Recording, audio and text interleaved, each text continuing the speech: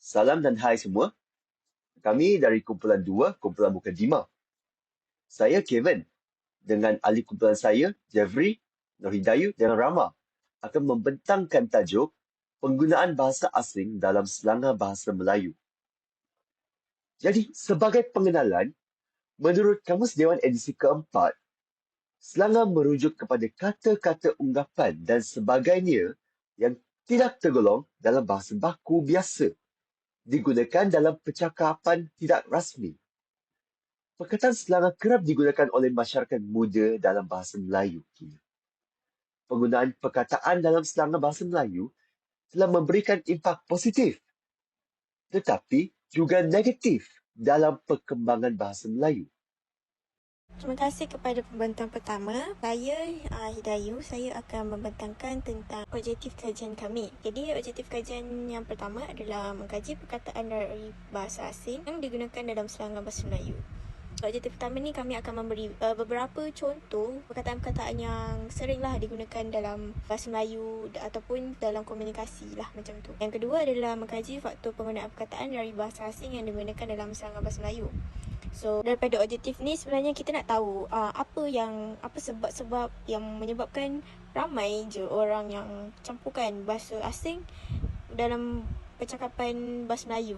Kita nak tahu apa dia punya faktor. Objektif yang terakhir adalah untuk mengkaji kesan penggunaan perkataan daripada bahasa asing yang digunakan dalam Selangor Bahasa Melayu. Jadi kesan yang kami dapati sebenarnya bukan kesan negatif saja, ada kesan positif dan ini akan diterangkanlah oleh pembentang yang akan membentang nanti. Saya rasa itu saja dan saya serahkan kepada pembentang seterusnya. Seterusnya, kita melihat perkataan dari bahasa asing yang digunakan dalam Selangor Bahasa Melayu. Perkataan-perkataan ini, contohnya, poyo yang berasal usul dari bahasa Inggeris. Poyo itu merupakan singkatan daripada proud of yourself, berbangga dengan diri sendiri. Dia membawa maksud sombong. Selain itu, kita juga ada sound. Dia berasal usul dari bahasa Inggeris juga dan membawa maksud memberitahu atau menasihati. Saya sound kepada dia. Saya menasihati dia. Seterusnya, kancong. Kancong itu berasal dari bahasa Kantonis. Kancong, dia membawa maksud cemas atau tegang, menegangkan. Saya berasa kancong, saya berasa cemas. Kita juga ada chow dari bahasa Hokkien. Chow, melari, bergerak ke tempat lain. Dia membawa maksud pergi atau beredar. Saya chow dulu, saya chow ke situ. Seterusnya, cilok. Berasal dari bahasa Minangkabau. Dia membawa maksud mencuri atau pencuri. Dia pencilok. Dia mencilok mangga itu. Dan akhir sekali kita ada pondan. Pondan berasal dari bahasa Tamil. Penden. Yang membawa maksud wanita atau isteri. Tapi dalam bahasa Melayu, dia membawa maksud lain iaitu laki-laki yang lebih bersifat keperempuanan. Banci, kedik, papa atau ponen. Dan secara arkaiknya, perempuan yang lebih bersifat kelakian. Terima kasih Kevin. Sekarang mari kita lihat faktor-faktor penggunaan perkataan dari bahasa asing. Faktor yang pertama ialah pengaruh kebudayaan asing. Sesungguhnya, globalisasi dan pengaruh media massa dari budaya asing itulah yang dapat membawa masuk perkataan dari bahasa asing ke dalam bahasa Melayu Selang. Faktor yang kedua ialah inovasi dan kreativiti, yaitu penggunaan bahasa asing dalam selang bahasa Melayu mungkin saja muncul sebagai inovasi ataupun kreativiti dari penutur bahasa tersebut untuk menyatakan konsep baru ataupun memberikan nuansa yang berbeza. Faktor yang ketiga ialah community khusus, di mana penggunaan bahasa asing ini dalam Selangor seringkali berkaitan dengan komuniti khusus ataupun golongan tertentu yang mengambil beberapa istilah tersebut untuk memperkuatkan identiti ataupun menunjukkan keanggotaan. Faktor yang keempat ialah teknologi dan tren, di mana perkembangan teknologi dan tren global inilah yang sering mencetuskan penggunaan perkataan dari bahasa asing dalam selang, terutama terkait dengan perkembangan di bidang teknologi ataupun gaya hidup seharian kita. Faktor kelima yang terakhir ialah ekspresi identiti remaja, yaitu remaja seringkali menggunakan perkataan ataupun tata bahasa dari bahasa asing dalam slang sebagai bentuk ekspresi identiti. Namun begitu, tidak semua remaja terlibat dalam perkara ini. Hal ini demikian bagi membezakan diri mereka dari generasi sebelumnya ataupun menciptakan kod bahasa yang eksklusif.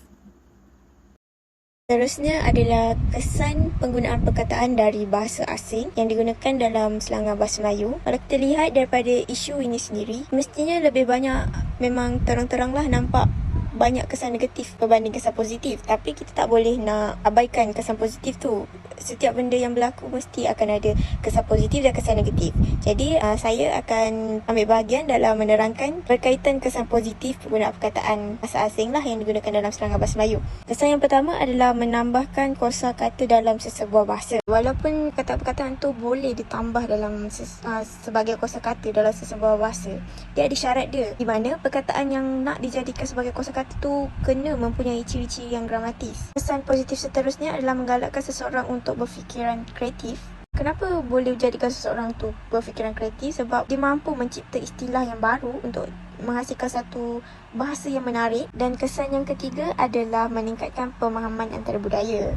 Jadi selangar ni sering digunakan dalam kumpulan yang berkongsi budaya yang sama. Oleh itu, pengguna selangar dapat membantulah mengukuhkan semangat perpaduan dan kebersamaan dalam masyarakat. Ini akan meningkatkan persefahaman antara budaya dan mengeratkan hubungan sosial. Itu saja kesan positif yang dapat saya kemukakan. Seterusnya akan disambung dengan kesan negatif daripada saudari Rahma. Seterusnya bersama saya Rahma, mari kita lihat kesan-kesan negatif yang terjadi apabila kita menggunakan selangar setiap masa dalam bahasa kita. Nombor 1, dia dapat merosotkan kualiti bahasa Melayu. Nombor 2, dia dapat mengurangkan atau dia memang mengurangkan penggunaan bahasa Melayu asli dan formal. Nombor 3, dia melahirkan generasi yang tiada budaya sendiri. Kita sekarang di era yang budaya kita makin lama semakin hilang. And a part of that comes from the lack of usage of our own native language. Nombor 4, meningkatkan kadar pengangguran. Ini boleh terjadi kerana kita tidak lancar dalam bahasa Melayu kita. Sebagai orang Malaysia dan orang Melayu, jika kita meminta kerja dan bahasa Melayu kita tidak lancar, kita tidak akan dilihat sebagai seseorang yang berjaya dalam memartabatkan negeri kita. Jadi, kadar pengangguran tu akan meningkat.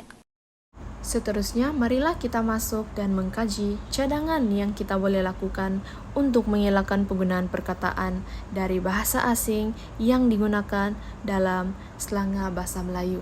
Cadangan yang pertama ialah kita bolehlah menyebarkan rasa cinta dan kesedaran terhadap bahasa dan budaya melalui pelbagai cara. Cadangan yang kedua ialah ibu bapa sendiri mempunyai peranan untuk menggalakkan anak-anak mereka menggunakan bahasa Melayu asli yang betul semasa di rumah. Yang ketiga dan terakhir ialah kita wajarlah memperbanyakkan penggunaan struktur bahasa Melayu yang betul di dalam papan iklan ataupun papan peraga. Akhir sekali dapat kita rumuskan bahasa Melayu masih lagi boleh digunakan sebagai alat komunikasi di masa moden. Ia masih lagi relevan. Walau bagaimanapun, kita yang menggunakan bahasa Melayu, yang bertutur dalam bahasa Melayu, haruslah tidak terikut-ikut istilah dan pengaruh dari luar. Sebaliknya, kita haruslah mengembangkan dan kita harus melindungi kekayaan bahasa Melayu dengan menghidupkan balik ungkapan yang digunakan oleh masyarakat lama dengan menyesuaikannya pada konteks moden. Dengan ini, berakhirlah pembentangan daripada grup kami. Apa-apa yang baik itu daripada Tuhan, apa-apa yang tidak baik daripada kami.